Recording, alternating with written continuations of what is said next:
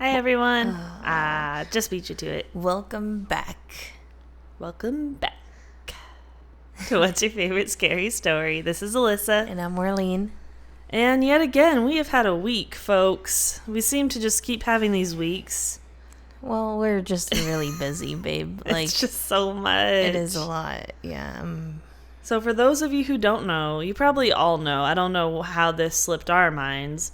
But if you don't know, when you're getting married, you need to get your marriage license in the county that you're getting married in. And we're getting married about 2,000 miles away. So that's how we spent our weekend. Yeah, and taking care of other things too, but... Well, yeah, of course. That was one of the things we did. And I'm really tired. I'm running on 3 hours? Maybe? Yeah. I'm freaking exhausted. It's been a lot going on. And as I've been saying, with the wedding coming up, we're going to try and keep things shorter. I know we like to talk, so instead of saying we're going to have some short episodes for you guys, I'm going to make the story short, and we'll see what we can do. I'll make my facts short too. Okay. Last week was a heavy topic. I don't think you could have made that short. No, I don't think so, but I got a not so fun fact this week. I bet you do. I hope you do. It's your job.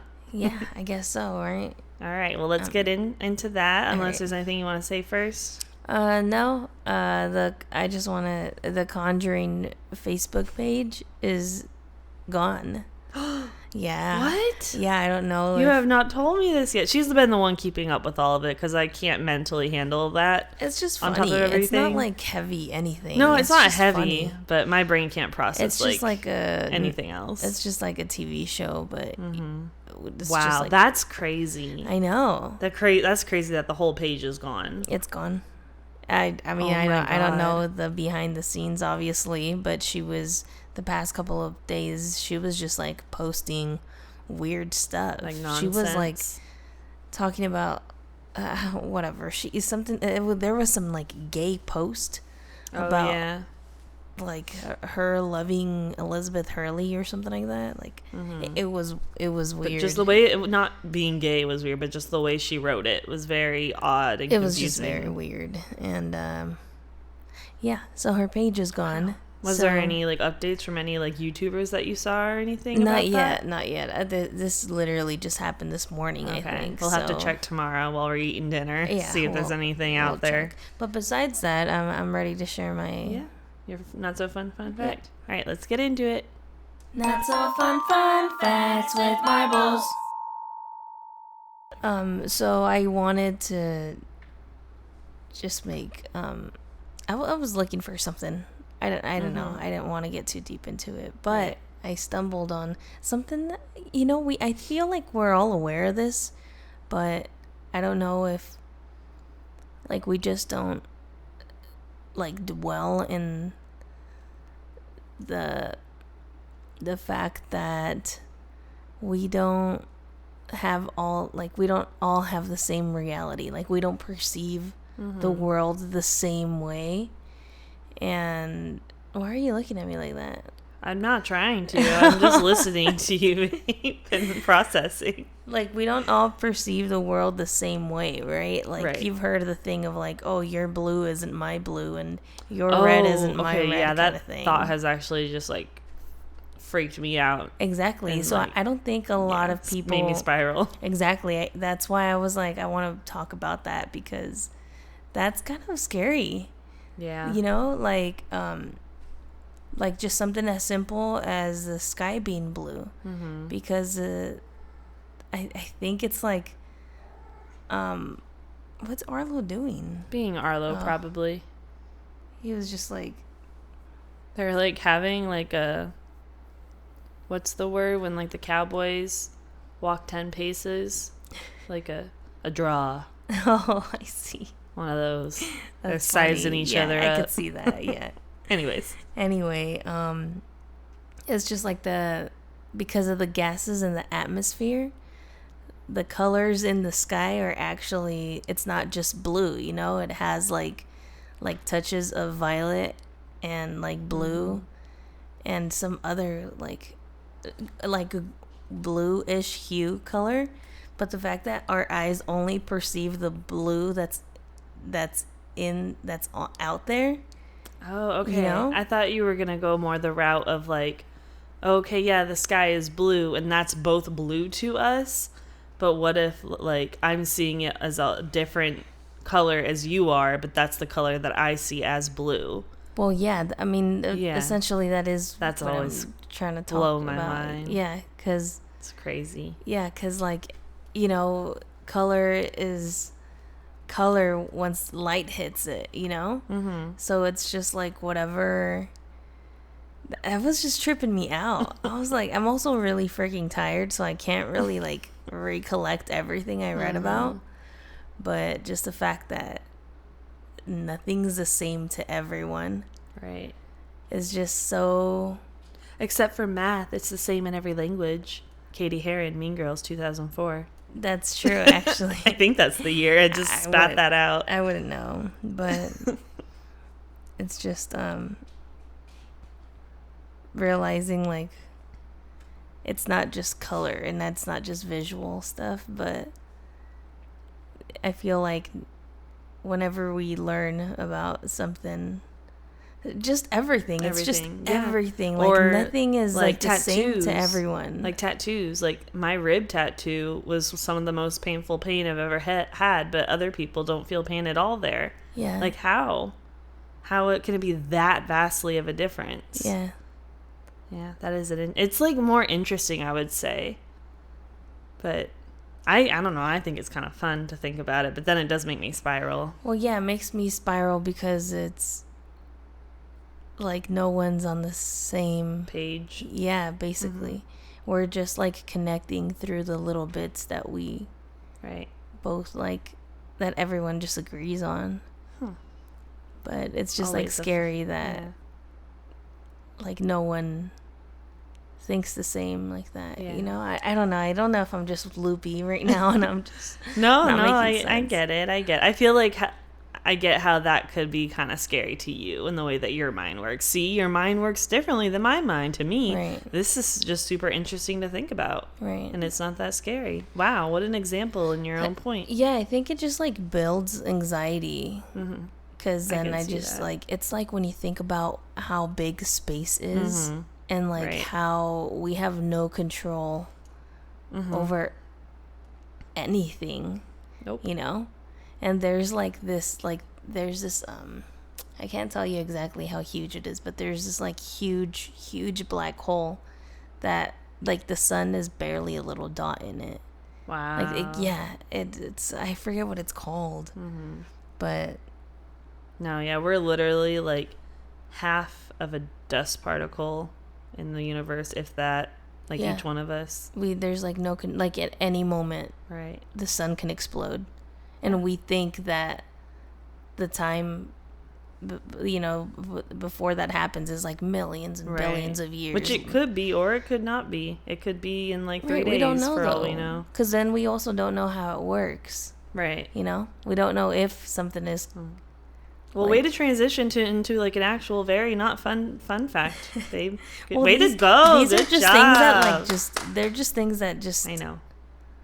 I just freak myself out. Like when I can't sleep. And then that's what I'm here for. And she's like, babe, I can't sleep. The sun's going to explode. That doesn't happen. And I just rub your shoulder. That doesn't happen. It's okay, babe. You'll be asleep when it happens. That doesn't even happen, babe. What do you I'm making a hyperbole, if you will.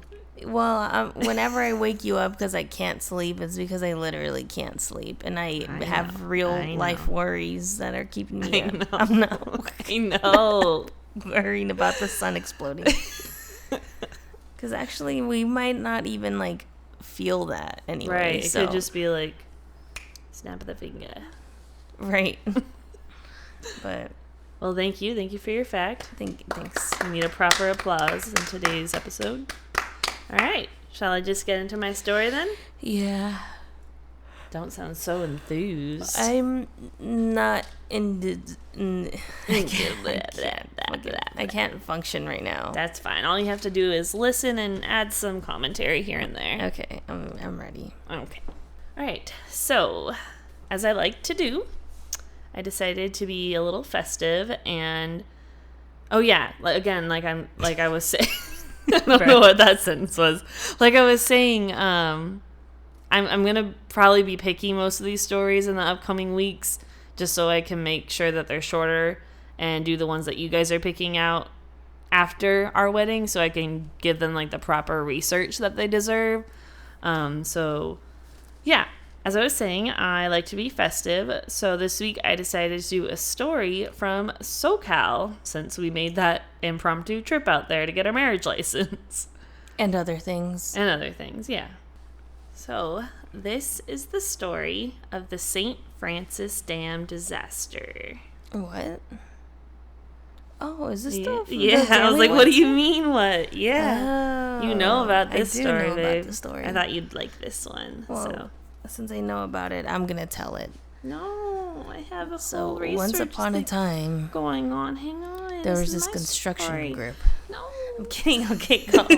Actually, you can add to it, though. I was, like, kind of betting on you being able to throw in facts here and there. It'll keep me up. Yeah. Okay. So, on March 12th, 1928, just a few minutes after midnight, the St. Francis Dam broke near Santa Clarita, California. Now, this is what, like, not even a half hour from where you grew up, right? Right, yeah. It's about, like, maybe 10 minutes north of Six Flags. Mm-hmm. Yeah, so... Or, like, north... What is it, west? East? Northeast? I don't know. It's in the mountains. That's all I know. Yeah. But yeah, it's like very close to where you're from. So yeah, I guess when it broke, 12.5 billion gallons of water crashed down the narrow San Francisco Canyon, demolishing everything in its path. It barreled through for miles, destroying the cities of Piru, Fillmore, Santa Paula, Satacoy, and it reached all the way to Ventura, where it let out into the Pacific Ocean. Isn't that insane? And for reference, that's like about 60 miles that it covered. Yeah, and I believe it was wide. Do you know how wide it was? It wasn't showing that part, because I know it also went like into the valley and stuff too. Like it trickled into the valley. But I think that river basically created from the dam where it broke to the Pacific. I think it was like 2 miles wide. That's so crazy. Yeah. I mean, it's like 12.5 billion gallons. Like, the number 1 billion is insane. And then 12.5 of those. That's insane. That's crazy. Yeah. Like, how do you even clean that up? I don't know. Well, yeah, like in 1928. Like, you just let it happen and then just let the water seep into the earth. That's I don't like know, the saddest man. thing ever. Yeah. So the whole ordeal lasted about 5.5 hours, and it took approximately 500 lives. But of course, the exact number is impossible to know. So this was considered the second worst disaster in California history, the first being the San Francisco earthquake of 1906. Which I want to point out, like, it's just interesting to me. It's not relevant or important. But the worst disaster in California was in San Francisco, and then the second worst was in San Francisco Canyon. Oh, it's very close with the names. Yeah. Weird. But bodies were being found everywhere, and one even washed all the way down to San Diego, which is about 165 miles away. Down the Pacific to San Diego. Wow. Also, there were still skeletons being found in the 1950s. And remember, the dam broke in 1928. Wow. And that's so considering, sad. like, all the bodies that did wash out that never were recovered. Right. Because 500 seems like... not that many. I mean, I know there was less people, like, occupying these cities at that time. But still, like, that's just so much land that it covered. Yeah. So, how did the dam break? Well, it is kind of up for debate, but the consensus was pretty much summed up in a quote by this retired civil engineer, Clarence N. Freeman. He said, "In the case of the St. Francis Dam, William Mulholland, chief engineer of the Los Angeles Department of Water and Power, surrounded by a flawed organization with a siege mentality, used poor judgment, improper geological consultation, faulty engineering design, and development of the dam to the maximum storage capacity possible without proper consideration of the consequences. So yeah, basically it is pretty much believed that this guy, William Mulholland, was single-handedly responsible for the entire disaster since he was the chief engineer of the whole thing, and he didn't take the proper precautions to make sure this didn't happen. I know you were telling me something like a little bit different.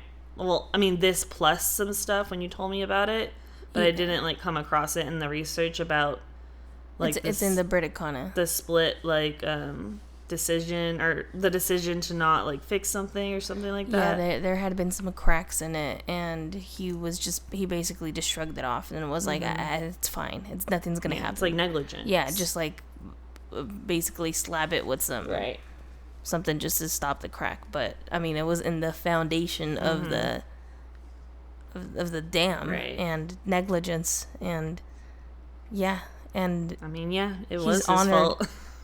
Well, yeah, I guess we'll get into that after. I'll let you say the story first. Well, I mean, that was the story. Pretty much like the end of it. Of course, being the powerful man that he was, Mulholland was essentially acquitted of all charges, but this screw-up did tarnish his reputation and ruined his career. So that was like the end of the history story that I had. But yeah, because he was like there's literally there's a huge ass street in LA named after him, right? Or his family. Mulholland.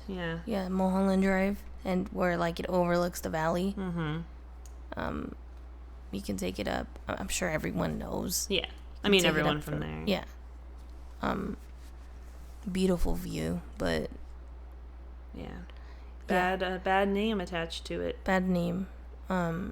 So is that really like him being honored from that, or does he have connections to the street? Like, is that his street? Well, I mean, I know it's at least from his family. I'm not sure if it's specifically after him. Yeah, because I think because it was like his whole family was kind of in charge of things. Right? Exactly. That's what I was gonna say. I believe that they were just like rich and like powerful in the city. Right. I know his family, like you said, his family was in that like business. So. Right. Yeah, I mean, it was his mess up. He did take responsibility for it at least. Like, he wasn't like trying to defend himself. He was like, that was my bad. This sucks. I guess I'm just stepping down. Like, you'll never hear from me again, kind of thing. He's just taking accountability, which is like better than others might be. It's respectable. Yeah, I mean, we all make mistakes, but his was like kind of like one of the worst kinds you could make. Well, yeah, it killed a bunch of people, and so when the dam broke, and the water was rushing, but there was a radio station that was trying to warn people of like where the water was headed, kind of thing. But they literally only had minutes to, like, if you were listening. I mean, it's a flood. Like, there's only so much you can do. And it was at night, so not. Not. There's only a few people who probably heard it. And then, like, how fast can they get out of wherever they're at? Yeah, no, they only had a couple minutes to get out of the way. But the water literally, like Alyssa said, flattened homes. And, like, just imagine, like, that kind of force. Like, you're just sleeping and you just probably hear a rumble of things. Right. And then you're just, like, squished. Hopefully, like, because it was like at midnight, so I mean, maybe hopefully some people just like never woke up and just were gone, like, in their sleep.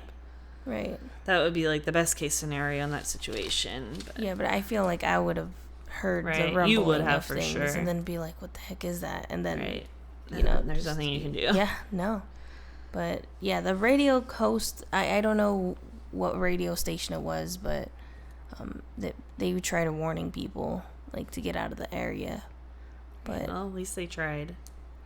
Yeah, but it was just it just became a muddied mess once the water was cleared, and that's why bones kept dug being up. Discovered. Yeah, because how do you dig up like from something so like squishy and right. It's just Speaking of bones, it is time for some spookiness. The spooky part of the story. Oh, okay. Yeah, it wasn't just the story of that. That's just a sad ass story. Of course, there's gonna be some spookies. I like that story though because I feel like the city tries to hide it. Like, why I've never heard of that until you found out about it. Yeah. And it was the second worst disaster in California history. Yeah, and they just brush it off with the plaque at the dam. Yeah. Like, it's like if you know, you know kind of thing, but this dam is right. Actually, if you're familiar with the highways and the freeways in LA, if you take the 5 North, if you're in the valley, take 5 North and you know where Six Flags is at, there what is it, the 126 West, the one we took to your house when you lived in Ventura, the 126.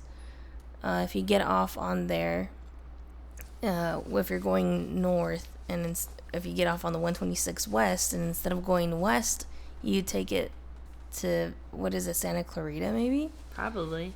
I don't know. It was dark and raining and you drove, so. The dam is back there. It's behind a couple of mountains, and it's kind of like a windy back road kind of thing, but yeah, I feel like the city tries to hide that, but but yeah, wild. Like I already mentioned, so we did actually go to this place once we found out about it, and we tried to communicate with the unfortunate souls that lost their lives in this tragedy, but we didn't get anything. And I honestly think it's because this isn't like where they're residing. Like, I feel like that was kind of where we landed with that. Right. Because why would they be like where like the disaster started? Right. You know, that doesn't make sense. Mm-mm. So one of the nearby families that did not make it was the Ruiz family. They were buried in a small cemetery on a shady hill that overlooks the canyon. This cemetery has over 100 graves, and a good amount of them do belong to other victims of the disaster. So it is said that when pictures are taken of this area, they don't turn out at all. Oh. There have also been many residents of the area who are said to have encountered ghosts. Now, in 1976, the Ponton family bought land in the area, which included that cemetery. One night, a cast iron horse trough that could only be moved with a crane was found to be moved one morning several feet and completely turned around. What? There were no footprints or drag marks in the sand surrounding it. And to top it off, there was water in it that seemed completely not disturbed at all. Wow, that's creepy. Right? How do you explain that one? Yeah, that's freaking creepy. That was like the most interesting thing that I found. I was like, that's insane. Like, because what would, like, I don't know. I don't even know what that would mean. My thought for some reason went to like the flood moving it like in residual energy, but like, is that even a thing? I don't know. I mean, that's what Why would they be moving this trough? Maybe it's because it has water in it and, like, the spirits are traumatized from the water or something. Could be. I don't know. That's so random. Yeah. So this same family decided to move an old house onto their property.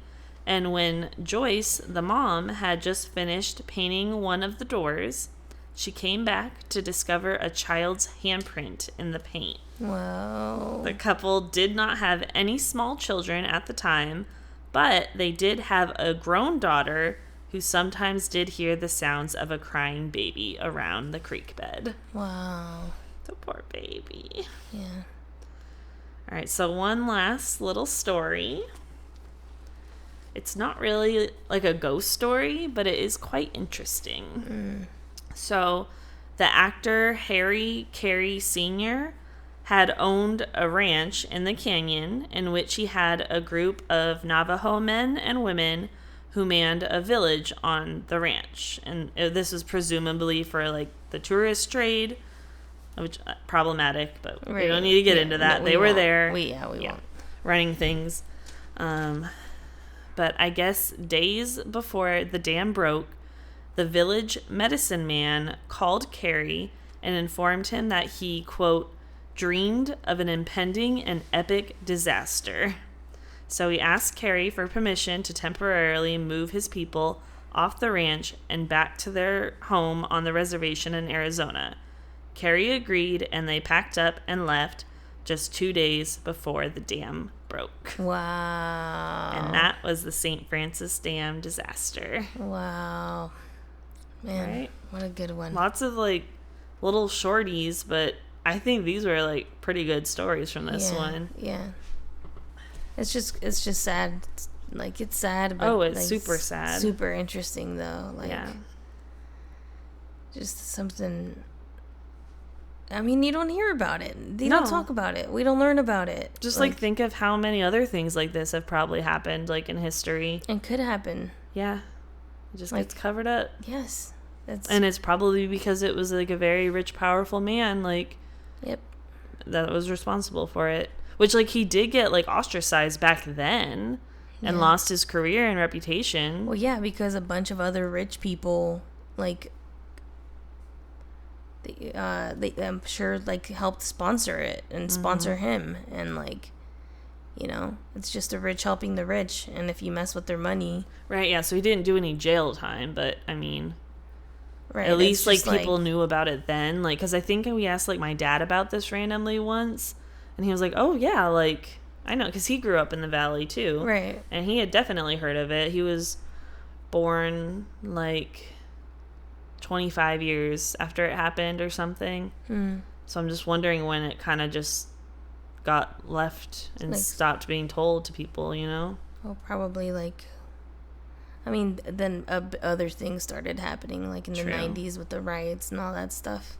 I feel like there were other things stuff going on. Yeah. But I mean, it's like we've all heard of the earthquake in San Francisco, and that was like 5 hours from where we were. This was like a half hour from where you grew up. Maybe it's because it's still there's still things that. Because we still have, like, those dams. Like, they still exist there. Like, there's that Silmar Dam, the one that just goes down the mountain when you're going up the freeway, the 5. The water slide? Yeah, that water slide thing. Yeah. Like, I feel like it would just cause, like, this huge concern. Yeah, and everyone would be, like, terrified. Now, I am kind of, like, terrified about that now that I know the story. Yeah. And it's, so, like... probably just for, like... Because, like, an earthquake, no one can control that. Right. But this is, like, something... Like, one mistake on, like, building an airplane and stuff like that, you know? The fact that there are so many faults along that mountain range there from, like, where the 210 runs. The 210 from all of that mountain range, those are all earthquake... Oh my god, I'm blanking out. I'm so freaking tired. Faults? Yeah, faults. Like you just said it, I think. Yeah, I literally said it and I blanked out. But there's just faults everywhere. There's faults on the streets. So that could be like a major earthquake. Plus, it could do something to the dams, I guess. Yeah, like I think it's... Damn. But it's a good story. It's just really sad. It's very sad. But if you can go see it and visit it, I highly suggest it. They do offer, like, tours and, like, they provide information on what happened and everything. Yeah, I think it's a good thing to do. I remember I found this, too, because I was trying to find spooky places to take Alyssa, because I had bought you... I had bought some headphones, and I bought you the little radio. Oh, yeah, you got me, like, a spirit box and I got you an EMF detector. Yeah, some ghost equipment. And we wanted to go test it out. I was all excited. Yeah. It was raining and we didn't get anything, but it was still a good night. It was a good night, yeah. And then we got some snacks afterwards. Oh, yeah, you're right. Yeah, it was just chill. It was a good little night there. But I was trying to take Alyssa to go, like... some ghost hunting. Equipment. We need to get back out there. We haven't been since, I think, Lizzie Borden was our last one. Yeah, and we're, like, surrounded by things. Yeah, we need to do it. We are going to be going to the Hermitage house that was in like a couple episodes ago that we covered. Yeah, with Andrew Jackson's. I don't think we can do like investigating or anything, but I think it's like a ghost tour. Yeah, no, but there are plenty of places nearby. Yeah, there's plenty of graveyards and like everywhere here. I'm sure if we just go down the street. Right. I was telling her we were like taking the Uber to the airport this weekend, and I was like, I wonder if there's some kind of like list or registry online where people could submit if like their property is haunted, and that way, like, if it's something that's like public, or if something we can access like to a nearby point of it that we're able to just go and check out. Right. You know, because I'm sure there's so many places out there that are so haunted that aren't like big popular stories that people know about. Yeah, and I want to find them all. I'm sure there's a thing we can probably figure out where like we would start the forum and just be like, hey, like if you haven't, like if you live in a haunted house, we're trying to, you know, like build a collection, a registry. Yeah, registry. Like, let's start a registry if you're open to, you know, keeping your haunted home, because I don't know. Because that's what I was telling Alyssa. I was like, once you're trying to sell a house, if you're saying it's haunted, you shouldn't be saying that. There are like some people I feel like that would be into, like Zach Bagans would buy that house in a heartbeat. He did buy a house and bring it to his museum. Yeah. I mean, 100%. But there's not a lot of people that could just do that. Yeah, and it depends on like how bad the haunting is, I'm sure. Right. Like maybe they are gonna want to stay anonymous, and like, which that's fine too. Yeah. Like, but we should get that going though. If that's not a thing. Yeah, I'm sure there's like well, I mean, we don't know yet. I'm sure there's something like it. We'll look. Like, I'll definitely look into that for sure. But I'm sure there's people that are totally open to wanting to share that their house is haunted, and then just being like, you know, we're just trying to investigate. Like, would you even let if us it's investigate like, your house? because maybe they don't want it to become like this whole spectacle, but like they still want it like looked at kind of thing, and we don't have to like, we won't share their information. It could be like a private submission thing, so that their address isn't like out there for everyone to see, but like that would be interesting, because then it won't be like a whole thing, but maybe we could like help people out. Not like we're experts, but no, that's what I was gonna say. It's not like we're gonna be going and saving you from this haunting. We can't do that. No. But we can probably help you figure out if there is something, if there is, like, if they have intentions, and then, or something. And then I feel like that'll kind of build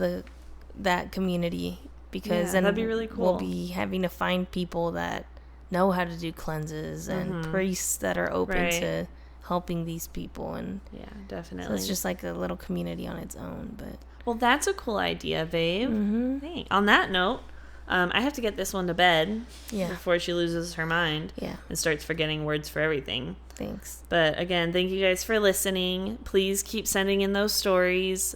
Like, I know we're doing short ones that I'm picking out these next couple months, like a month and a half really left, but just keep sending them in. We are looking forward to getting your emails. Where can they send them? You can send your emails and hate mail at to what's your favorite scary story at gmail.com, or you can send them to What's Your Favorite Scary Story on Instagram. You can go ahead and send us a DM there, comment on our pictures, like them, share them, add them to your story. Just spread the word, man, so everyone can hear our awesome stories that you're listening to. But thanks again for listening. We love you guys. Thank you for your support. Stay safe. Be kind to each other. Spread the love. And nothing feels better than feeling the love. Who knows that when push comes to shove, nothing feels better than feeling the love. All right, well, I love you, and stay spooky.